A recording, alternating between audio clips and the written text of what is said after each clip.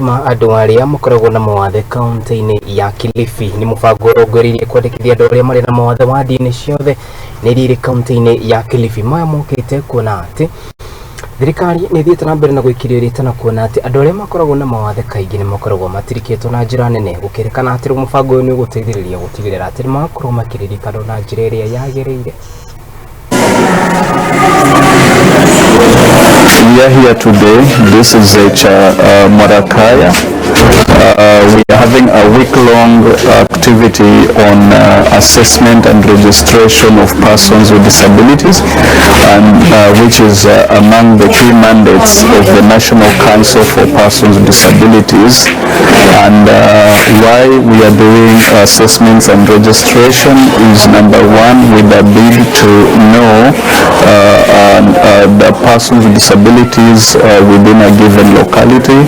And for this case, we are actually having this team transverse Kilifi South.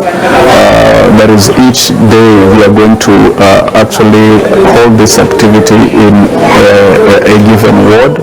Katika matarajio yangu kwa hii assessment ya leo, niko na matumaini makubwa kuwa kuna mazuri ambayo yatakuja, hususan si kwa upande wangu tu peke yake, lakini hata watu tofauti ambao pia wako kwenye challenge kama sangu, ama wengine wako kwenye challenge tofauti, lakini hususan pia ni walemavu.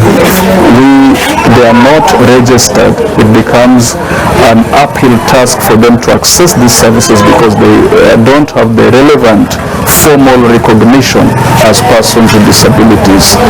So through this, then we shall be able to reach out to more persons with disabilities with the assisted devices, with scholarships for those in secondary schools, with LPO financing. That is persons with disabilities who want to engage in businesses to be able actually to make a living, and many other support services that the council provides for persons with disabilities.